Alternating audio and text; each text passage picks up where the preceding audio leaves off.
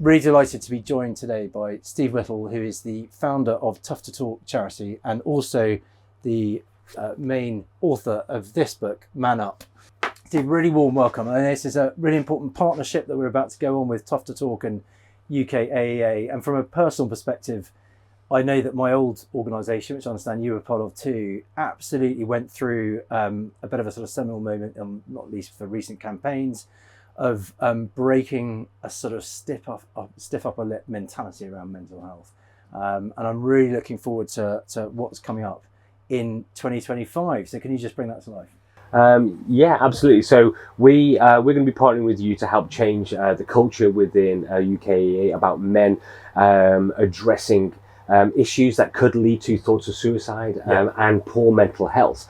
Because we want most men see solutions in who are people like them. Yes. And rather than just waiting for those men to come to them and open up about their problems, we are going to be getting those men to be tough talkers and take the problem to the masses. Let's just dig into a little bit more, because of course this is mental health in the round, but there's an acute issue, isn't there, particularly with men's mental health. And I think the statistics are horrendous. There's 10 male suicides a day in the UK. It's the most preventable cause of death amongst under 50-year-olds. So why are the stats particularly high for male versus female? Because of course everyone has mental health issues.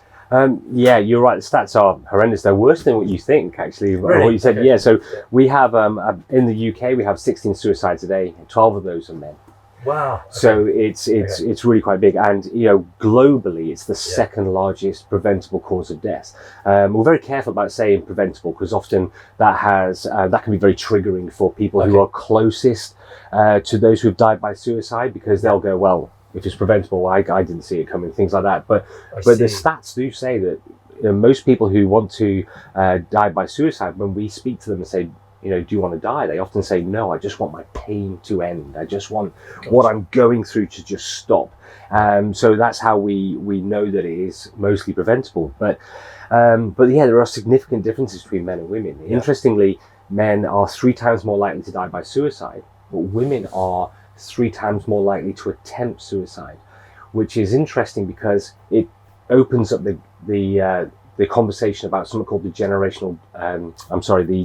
mental health gap. Okay, yeah. Which is really interesting because there are, and there's Lancet journals and studies at various universities that show the fundamental differences between men and women.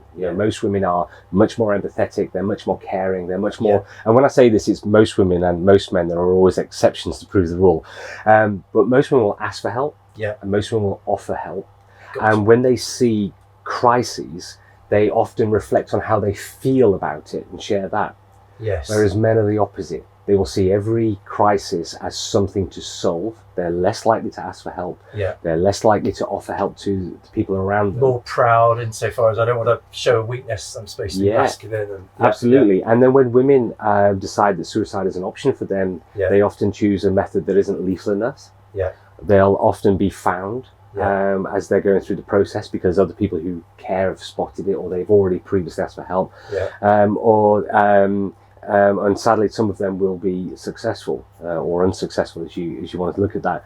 But with men, they go down their journey and they will choose the most violent methods. Yeah. And of course, they've not told anybody. Yeah. And no one is spotting and asking more questions. And so we have to look about why that gap is there. Yeah. Yeah. And with men, there's we talk about stigma all the time, don't we? And I think the important reason why it's great looking at this here sort of work lens is that you might have, outside of work, of course, everyone has their own lives and the rest of it, but it may be you find in that environment it's very difficult because of social norms or cultural norms or whatever to be able to talk about things. But of course, you spend however many hours a week, 37 and a half, probably a bit longer, at work a week, and you end up making great friends at work. So that's a different environment, that if we make it easier to talk about stuff at work, it might be easier to do it there than necessarily back home, presumably, as well. No, absolutely. If we can open up the dialogue, there's lots of reasons why men don't talk. I mean, there's loads of statistics out there that men use 5,000 words a day, women use 15,000 words a day. So we're not saying a great deal anyway.